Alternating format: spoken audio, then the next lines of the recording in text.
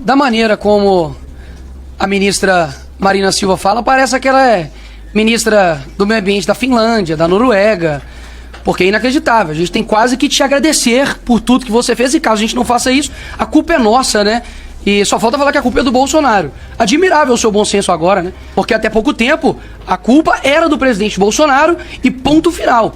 Inclusive, tuitou, né, dizendo que, olha, o Pantanal está em chamas, mas a postura inescrupulosa do presidente é dizer que são críticas desproporcionais. Criminosamente desproporcional é as faltas das medidas do governo para enfrentar o tamanho do problema da destruição dos biomas brasileiros. Quem diria que você mesmo iria se contradizer e poderia ser usada contra você mesmo? Afinal de contas, são quase 22 mil queimadas, e é a pior em 26 anos.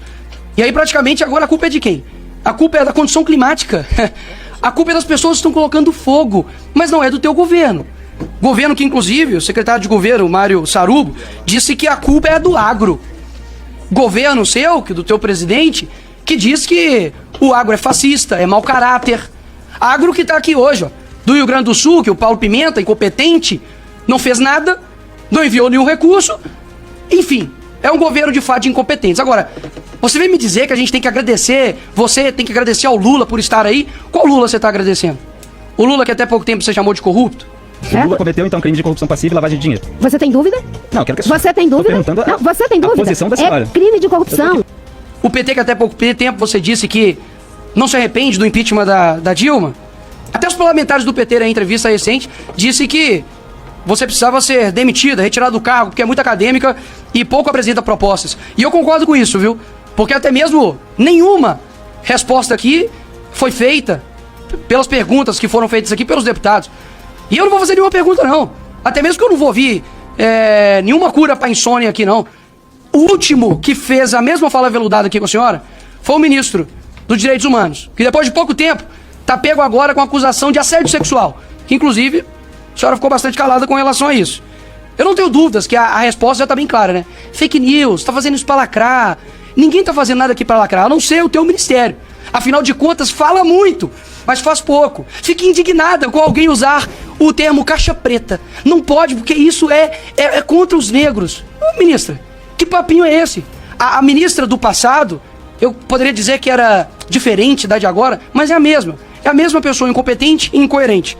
E se precisar de ajuda, pede o pessoal do Caetano Veloso, pede a Greta ajuda pra poder te ajudar. Agora, o meu papel aqui é mostrar o quanto você é incoerente, o quanto que infelizmente é lamentável ter um governo que só preocupa com o poder pelo poder. E aqui eu duvido apresentar de fato uma proposta que você tem feito. Porque se você tivesse lá atrás, você estaria colocando a culpa no governo. Mas como é o seu governo, você não vai colocar a culpa. Parabéns, mais uma vez, muito obrigado por você mostrar pro Brasil mais uma vez quem você é. Eu estou trabalhando na prática, agora é minha vez de falar. Eu sou ministra e eu digo para a senhora que eu agradeço a Deus, porque eu fico imaginando se o desmatamento continuasse aumentando em 50%, como não estaríamos? Se as equipes do ICMBio continuassem intimidadas, tendo que marcar ponto para conversar com jornalistas, como estaríamos? Se nós continuássemos numa situação em que o Ministério do Meio Ambiente viu ser desfeita a Secretaria de Mudança do Clima, viu separado o Fundo Amazônia, viu separado as políticas ambientais do governo. Eu fico imaginando como estaríamos. Em relação à questão de que eu pedi generosidade, eu não pedi generosidade. Não ponha palavras na minha boca. O que eu falei, para que tenhamos compromisso com a verdade, é que, indo para o Rio Grande do Sul, eu senti que naquele contexto deveria suscitar em nós muita generosidade. E que quando eu fui perguntada o que eu achava de agora ver tudo aquilo que há mais de 40 anos eu venho dizendo e trabalhando para que não aconteça, está acontecendo, o que eu diria? E eu disse, a primeira coisa é ser generosa. Não ficar jogando na cara das pessoas, eu te disse. Foi isso que eu falei. Não pedi generosidade. Aliás, poderia ter pedido.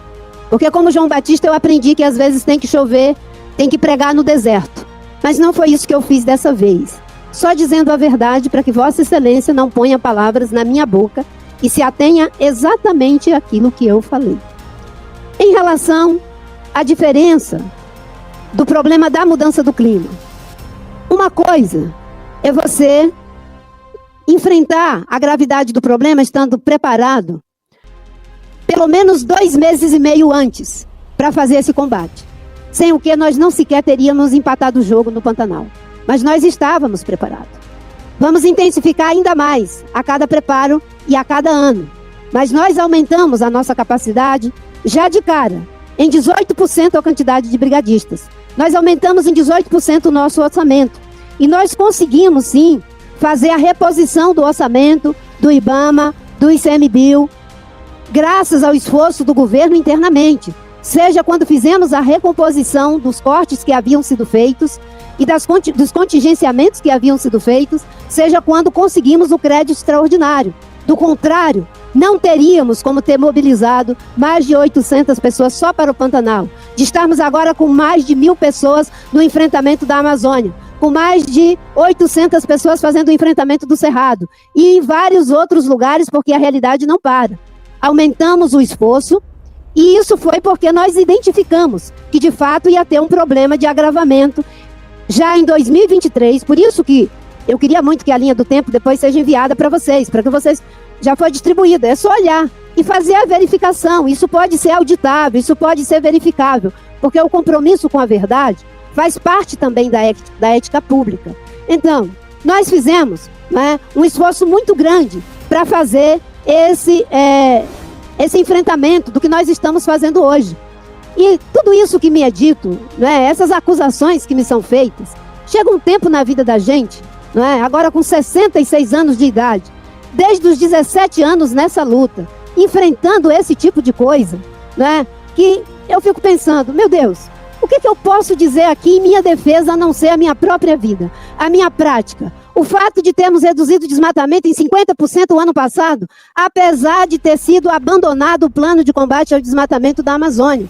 O fato de termos retomado, não para ONGs, inclusive tem uma ONG que me acusam de que foi eu que passei o recurso, que é o caso do IPAM.